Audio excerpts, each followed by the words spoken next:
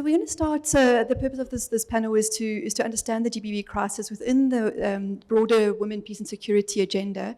And so I'd like to ask, first of all, our traditional leaders to help us to understand what does the GBV crisis look like on the ground? What is happening in communities where you are working? One of our key responsibilities as the traditional leaders is to enhance peace and stability, but without, in fact, in the presence of GBV, all that is taken away from our people, and it damages us as well as traditional leaders. So it is there. We need to look at it very seriously. Otherwise, it's going to destroy the basis of Ubuntu, the basis of our existence as the Africans. So if we can just focus on it and look at it as it is, it's going to help us. Thank you so much. Even the traditional leaders, the women in traditional leadership institutions are not immune in the GBV cases. But as broken as we are, we have to be strong for our people because we are the hope of them. If we seem to show ourselves as fragile, the people that we are leading are going to lose hope. They will not feel the purpose of existence if they are mother. They call us mothers of the nation. And we know that as women, we do have that nurturing skill, that thing of recognizing, like in our society as Africans, we do not even have orphans. Because even if that child does not have a mother, with us as women around, more especially women in leadership, we make them feel comfortable wherever people they are. So it affects us a lot, but that as it may, we strive for the best, for the betterment of the lives of our people. I think I concur with my colleague in saying that GBV is there.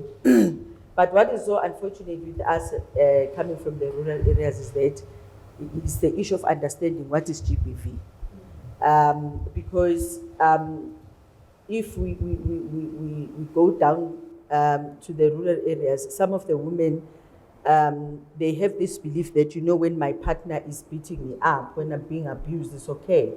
This is the way that he shows me that he loves me.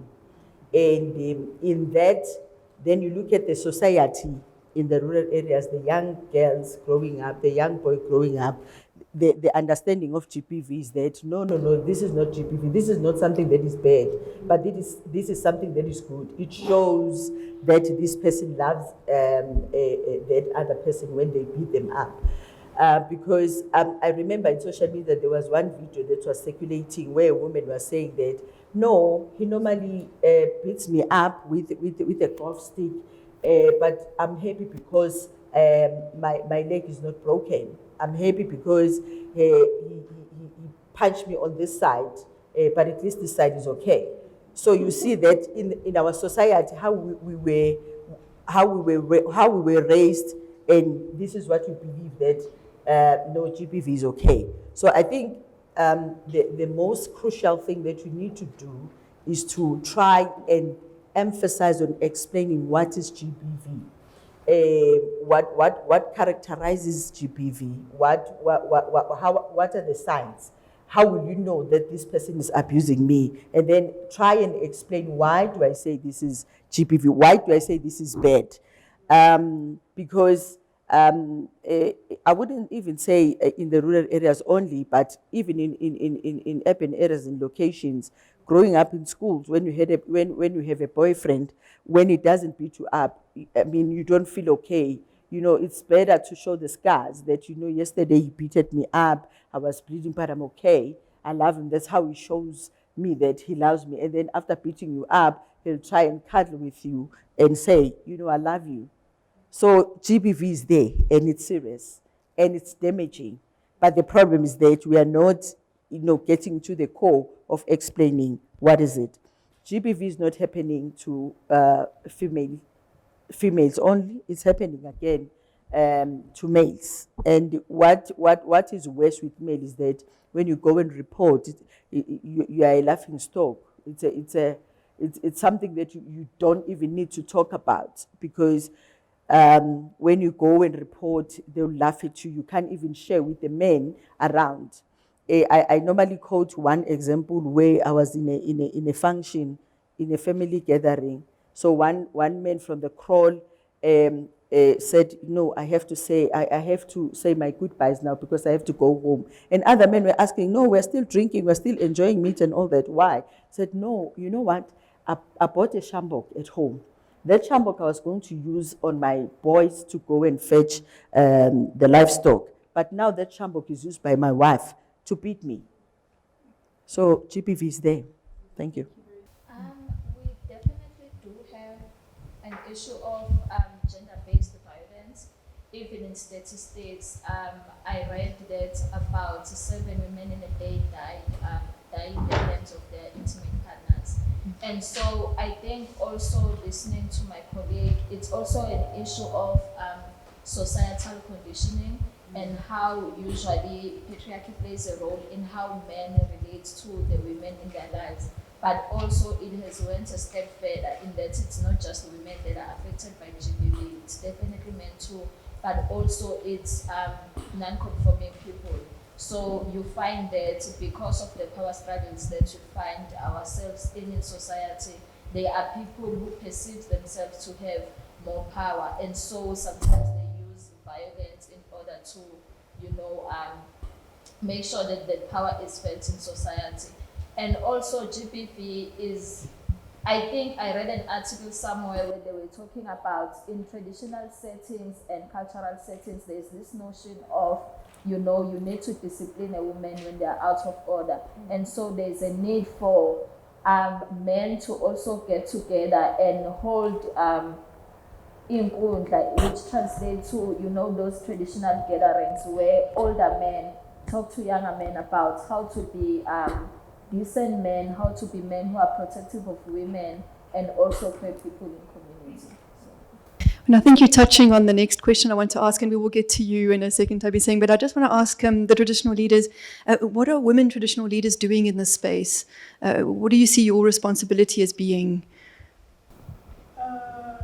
We do have lots of responsibilities as women in traditional leadership.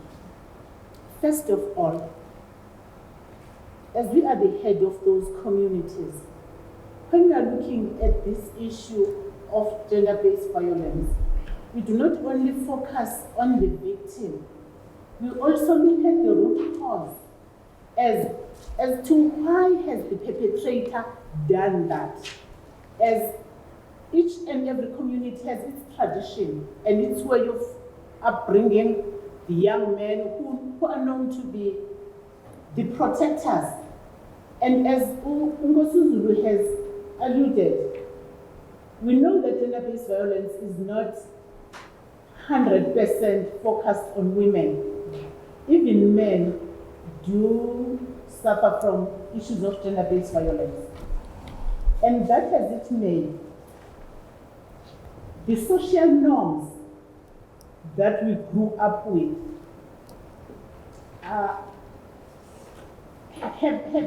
a huge impact on our growth towards understanding the impact of gender-based violence in our lives.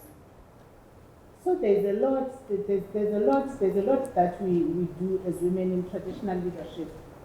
As I've mentioned before, that we also look at the perpetrators because we want to take out the root cause. Because it does not help for us to heal the wound without looking at the bottles and the pieces of grass that have cut and made the wound. We need to look at the root cause, because in most cases, the perpetrators of violence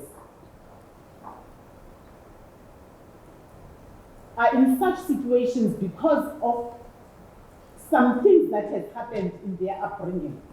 In some cases, it may happen that it was a parent who was abusive and angry, or something that was happening in the community and nobody took care of it. Nobody took it serious and feel it has to be. So having to look at that, it is our responsibility as women in traditional leadership. And even the issue of integrating all the stakeholders that have to work with these issues, it is our responsibility as women. But it's unfortunate that each and every one of us is working, talking gender-based violence in his or her corner without integrating the work. So whatever that is done towards the fight against gender-based violence seems to be in vain because we don't integrate the efforts that we are doing. And yet if we could come together and understand each and every activity or action that one is taking towards this fight, we could come up with a strategy. In fact, we could have a strategy that could be in a position to monitor the progress so that we can be sure of where are we now in terms of fighting this scourge in our country. Thank you so much. And perhaps, Nkosi Zulu, also from your experience in the National House and at the provincial level, can you tell us something about what are women traditional leaders doing in this space? What is their responsibility? What have they been trying to do over the past few years? I think there's a lot. We're speaking about it, that it's been years. In structures of the national, structures at the national level and then the provincial level, and also on the local level, there's a lot that we are doing as women. The unfortunate part about the space or the traditional institution, the things that are good that we are doing, they are not out there in the media. You know, when a traditional leader has done something wrong, then you'll see papers, publishing that, and it's publicized. But what is good that we are doing, it's not there. I'll speak from a space of being a female traditional leader. We've got structures that we have that are formed for women who are in the institution in different provinces. And one thing that we need to understand is that when you speak of the traditional institution or the females in the institution, we are not speaking about the ones that are leaders. We are speaking about the princesses that are there. We are speaking about the aunts that are there. We are speaking about the older women that are there. And there's a lot of information and the wisdom that is there, the indigenous knowledge that we have on how do we deal with issues that are there. The responsibility that we have and what we have done in organizing ourselves, we are trying by all means to communicate such things as gender-based violence, this and that is happening in our society. Because when you look at gender-based violence, it is a threat to the security and the peace. So as women, naturally, we are the nurturers. So what we do is that we form those groups in our churches, in our villages, where we speak about these things and make it a point that we make them understand. But the problem that we have, when you look at a rural area, a rural area, it's a huge space, and people are scattered the way we are in our rural areas. So it's very difficult for me to go around the village in a short space of time, trying to narrate these things that are happening, and in trying to teach people or women, young girls and women, of the gender-based violence and whatever that we are speaking about. Then you will need transport to do that. You will need groups that you form. You need something that you'll provide to those women. And as we know, culturally, as a woman, you're supposed to take care of the family. So if as a traditional leader or as a woman in the rural area, I'm trying to, try and capacitate these women, I'll need to call meetings like these ones. But if I call a meeting like these ones, where are they going to get a transport to go to that meeting that I'm calling? So it's a heavy duty for you. You are the one who's enlightened. You are the one who's been exposed into a lot of things. Then you want to go around teaching people or teaching women in a rural area. It's difficult because you'll only cater for those in a church. You'll cater for those in a society. Then that's it. But the individuals that are there, you can't, because it's even far for you to go and be able to address. But there's something that you are doing. It's our responsibility to teach them and try and capacitate them in their level. One thing that was happening during the COVID time is that we were saying, people in discussions that we were having, they were saying, how are we going to inform women in rural areas? Why can't we do this and do this for them? And I said, no. Women in rural areas, you don't need to change them. Teach them in the form where they are. Go to their places where they are, because they understand the environment that they're in. So you need to teach them in the same environment. Because if you come with new things and new processes that you say, I'm just going to teach them this. No, teach them where they are. You need to teach them where they are so that they understand, and give them examples that are here that they can touch. Thank you, Prof. Tabi Singh, in the light of this, can you see a place for women traditional leaders in the women, peace and security agenda? And do they already have a place that we're not aware of, maybe? Or is it better now? Okay, no, thanks, Corey. They do have a place, most definitely. And I think the biggest challenge is to just make sure that we include all of them and make sure that they participate in the processes that are there. Because really for us, we see traditional leaders as custodians of culture, of customs, and of community practice, as Mia was saying here. So we need them to make sure that we implement whatever programs and projects that we have on the ground, and to promote unity within communities. The South African National Action Plan on Women, Peace and Security is really meant to be a catalyst for change in human security for all women in all their diversity. And it targets not just government and civil society, as I indicated, community-based organizations, traditional leaders, I will repeat that again, are also part of the stakeholders that are targeted in this National Action Plan. And the main purpose really is to respond to the need for greater participation, to make sure that we ensure the security of women in South Africa. And one of the things that we do, we have, I think that Demokova is here, so he will correct me. I'm now going into his terrain. We have the National Strategic Plan on Gender-Based Violence, which provides a framework for creating greater peace and security for women. And this overlaps quite well with the Women, Peace and Security agenda. For instance, you find that Pillar 1, which talks about accountability, coordination, and leadership, and Pillar 2, which talks about prevention, rebuilding social cohesion, are the same as Pillar 2, participation, and Pillar 3, protection of the WPS National Action Plan. Thank you. Can I ask a follow-up there, Tabi Singh? So does the National Strategic Plan, which I've actually been hearing a lot about from our traditional leaders, does it work in coordination with the NAP, the WPS NAP, or what is the relationship between these two policy documents? The idea is to make sure that they work in coordination. Unfortunately, when it was developed outside of the NAP. But what we are doing now between my department and the Department of Women, we are working together to make sure that we integrate the two. And as I've already indicated, there's a lot of overlap. So we are trying to integrate and to make sure that we have one implementation mechanism, one reporting mechanism, so that we work in coordination rather than having different streams, whereas we are trying to achieve the same goal. But are there structures in place at this point, or could we envision structures that would allow women traditional leaders to make a contribution to both the National Strategic Plan and the NAP? Are there currently forums in place or platforms where traditional leaders are having a voice in that space? There are, but they are not yet all over. So that is one of the things that we are working on. We're supposed to have a workshop. We'll probably have one soon. And part of that workshop will be to come up with an action plan to say, this is the areas that we'll be concentrating on in the next 6 months. And then the following 6 months, we go to another area.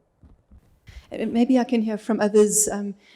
Do you find that there are places where you can contribute to the women's agenda in the circle of government, in the national structures or provincial structures? Thank you so much, Prof. The thing that is happening currently is that usually the people with funding who come to assist us in rural communities come without the clear understanding of what is it that is happening on the ground. If they are talking about skills development programs, for instance, they would come of something that they have afforded or something that they have passion of at their own corners, without understanding what is needed in the community concerned. Then in the rural, in fact, as women in traditional leadership, as Women has said, we do have our forums and organizations. For instance, we do have the Contralesa Women's Wing, the one that I'm chairing at a national level. Contralesa Women's Wing is comprised of every woman in traditional leadership, regardless of marital status, regardless of you rule or you don't rule. As long as you have passion in understanding and assisting people on the ground. We do have a forum that is called Imbumba Yamakoskaza Bomkhulu. Imbumba Yamakoskaza Bomkhulu is a forum that is designed specifically for wives of traditional leaders. Even the Imbumba Yamakoskaza Bomkhulu, it does not discriminate on whether you are a reigning wife of a traditional leader or you are just a traditional leader assisting. Some of them, they do have foundations and NPOs, of which we believe if we can be assisted by funding those NPOs with a clear understanding of what is it that is happening exactly on the ground, we can see a difference. We can see something moving.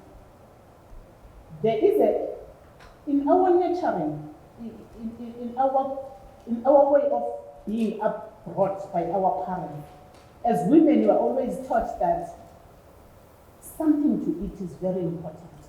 There's even that saying that a way to a man's heart is through his stomach. So even at a broader community, we know how important it is for people to have something to eat.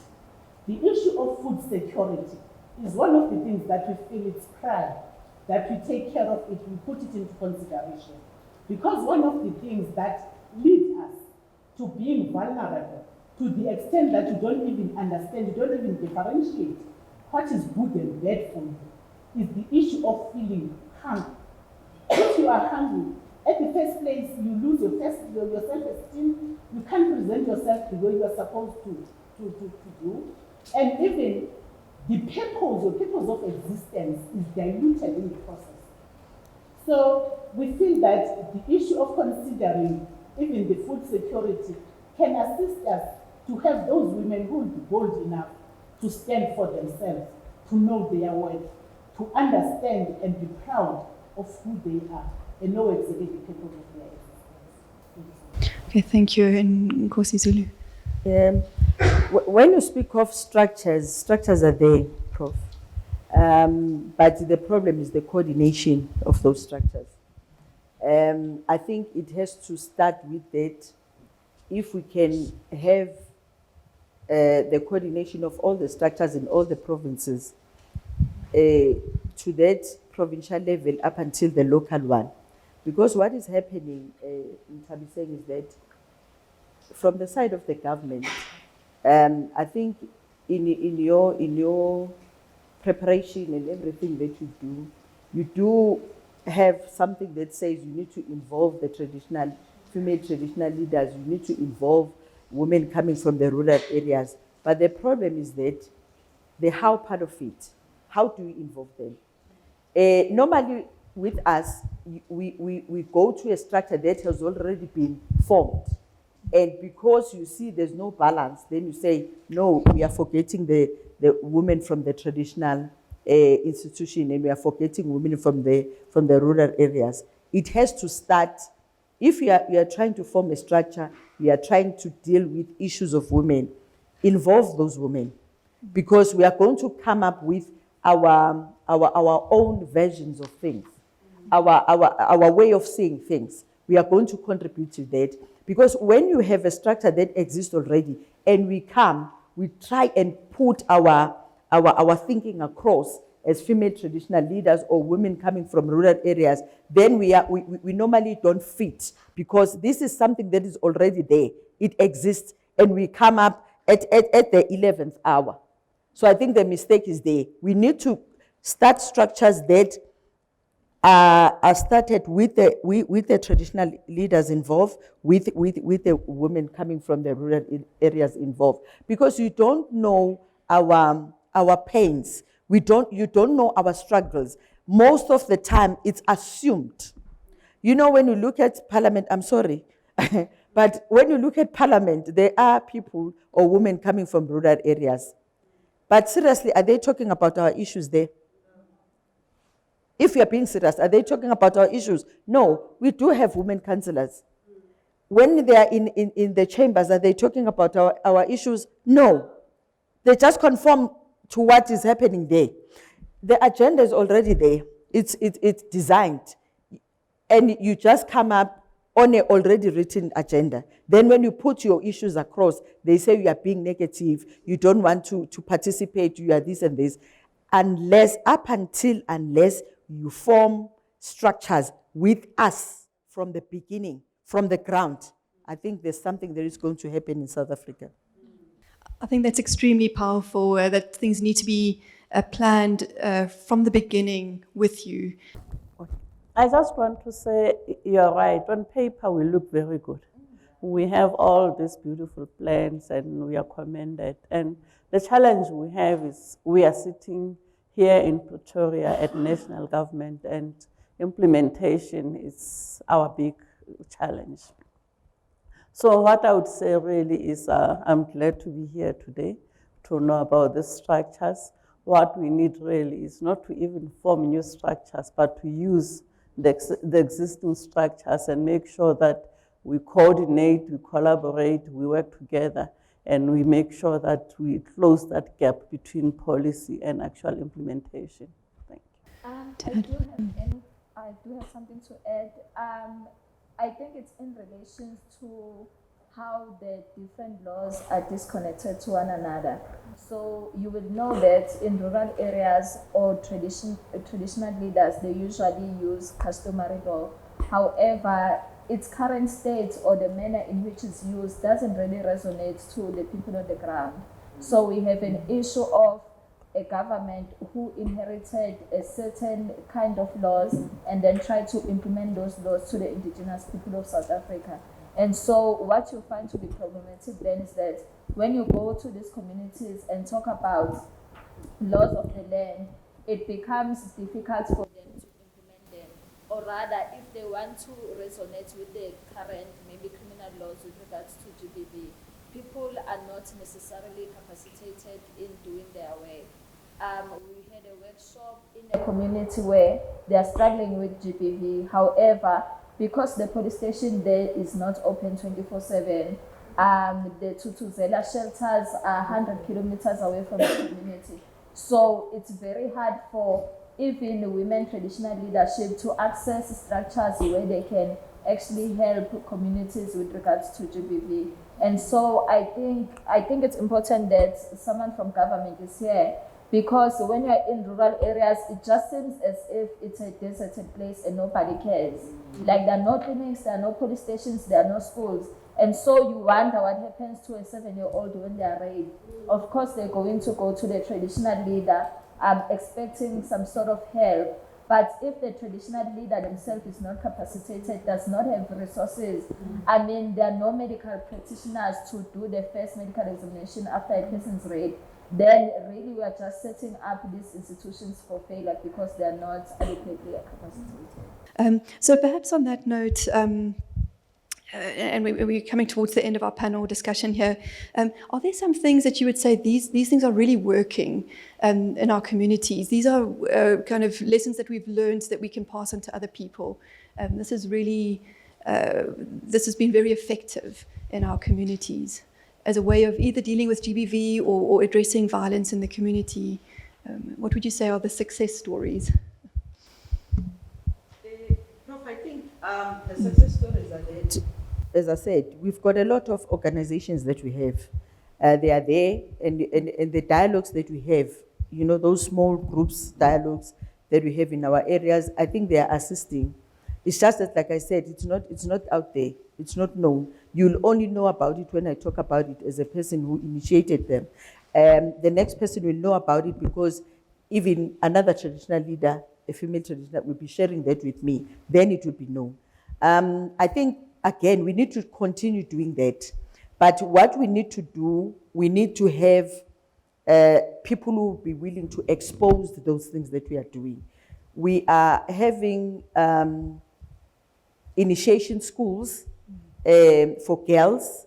We are having functions for girls that are promoting issues of women. We are having groups, older women groups, where they are telling stories to younger children, both boys and girls. We are having groups that are going around in ECD centers, where an older woman and an older man, they are trying to relate stories so that our toddlers will have an understanding of what was happening before, and again, the history of each and every clan that is there. Those things are happening, but the problem is that nobody knows about them.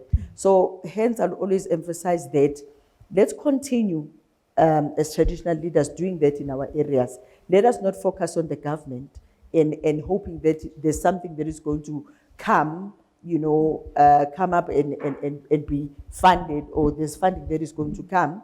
Let's continue doing that and be able to say these things we are doing. Right now we have a lot of social media, and our kids are they are good with that. Let's try and expose those things and say to ourselves, when we are an orphan, you strive and say, I'm striving because anyway I don't have anyone who's going to assist me. Inkos was saying in the morning that the stripes that we have, the challenges that we face as women, they are the ones that are making us better and stronger, and they are teaching us that you can stand on your own, you can do this because of the past that you come from, because of the experiences that you have. The bad, actually, experiences that you have are teaching you to be a better person. Let us not be mean to other people. Let us not let us not hate, but let's come up with a positive attitude and come up with a positive vibe in saying that we are going to do this because, like Unkos was saying, yes, right now I'm a leader. In 2-3 months or 2-3 days, I'll go out of this position. But I still remain as Undlunkulu Semateni. You can never change that. What role then do I still need to continue doing? If I have a daughter, what role is she have as a daughter of a king or of a traditional leader? We need to do all those things because for the mere fact that you are coming from a royal family, you've got a responsibility for the whole clan to show that we can do it. Funding is not there, resources are not there, but then what is it that you are doing? We need to strive on what we can do. We need to do that because Mamtla was talking about food security. This is a threat in South Africa. And why can't we give women land? Why can't we give these women organizations land to be able to work on the land and deal with the issue of food security? Because, the war that we are going to face in the next years, it's going to be the issue of hunger. It's going to be the issue of having no land. It's the issue of having no water, like it's happening now. What is worse? We don't have electricity now. Then how are we trying to innovate that in saying that, but we are not going to die because electricity is not there? What is it that we need to do to improve on that? What can we use in our areas to be able to say, even if this one is not available, but we can use this one and progress forward? So if you empower a woman, I think you're empowering a nation. Is that in the olden days, I remember the first time when I joined the organization that is Conralesa, I would whisper to a male traditional leader who is next to me for him to voice out what I want to yes. But through the strides that we made as women together with our colleagues, we managed to get platforms whereby as women we can stand up for ourselves and even defend the voiceless. In every institution of traditional leadership, we managed to influence the government into making it mandatory that in each and every institution of governance, there has to be a third, at least a minimum of a third, it can be above, a minimum of a third of the constituents of that particular strata to be female representatives. That gives us an opportunity now as women to gather information, to get capacitated. Then in these forums that we have as women, we have a platform to share those information, to share the experiences, and help capacitate the others that are unfortunate to have managed that. Because one of the things that Tuli has mentioned is the issue of us as women traditional leaders not having resources, enough resources to assist our communities. Like in my community, you would need something like 70 rands to go to a facility whereby you need to be attended to in order for you to get attention on the issues of gender-based violence. That has it made without resources that we do not have, we do not leave them astray. We make everything in our powers. Even our last cent, we make sure that our people are safe and they do have, or they maintain the hope that they have when they are looking at us. And most importantly, the opportunity to share, it assists us a lot. So that we share with each other. If Nkosi Zulu has a certain skill that I need, it's easy for us that we do that. So with a lot, in fact, with a little support that we might have in order for us to strengthen that relationship, so that as women, we stop looking at each other and we try to find ways to stand by each other, to have each other's back as women. In this world, we are on our own. We are on our own. If you can stand and protect each other, then we are exposing ourselves to vultures. So I just persuade. Thank you. And absolutely. And as women, perhaps across sectors, it would be amazing if we were working together in a network of women police officers, for example, and women ward councillors and women in government and women traditional leaders, perhaps to tap into that. Tuli, Zulu, is there anything you would like to say? And I think this issue of, these things are there, the police stations are there, the health clinics are there, but people can't even access them. And it was really impressed to me when I was in the Eastern Cape, the only way that people were accessing them was through the traditional leaders, if at all. Do you have any ideas of, what can we do about this? What is the way forward? I think there is hope. We just need the traditional leaders that are dedicated to, conscientizing the youth in the communities. So, for example, we do have national elections coming up, and I think it's important for traditional leaders, especially women traditional leaders, to play the role to conscientize the youth about the fact that South Africa is a democratic state where people need to vote for their preferred candidates. And I think this is important because we have a youth that makes up the majority of the population, but also we have a youth that just disregards politics and don't think that politics are important. And on that point, we are not saying people must be politicians themselves, but I think a part of traditional democracy is the South African democracy that we have. And so for them to access these resources, it's important that they partake in the democracy in order to see the change that they want to see, if any. Right, and I think this is, it comes back again to these different systems coming together, and it begs the question, where are these traditional leaders, where do traditional leaders fit into a democratic state, and how do we understand the relationship between government and traditional leaders in these spaces? And Tabi, saying a last thing to take us back to the women, peace and security agenda, perhaps. People that understand the circumstances and the conditions on the ground are the traditional leaders. So whatever intervention programs that we come up with, we need to consult with them rather than sitting in our nice offices in Pretoria and coming up with all these nice plans. Okay, thank you very much to our panelists. Let's give them a warm round of applause.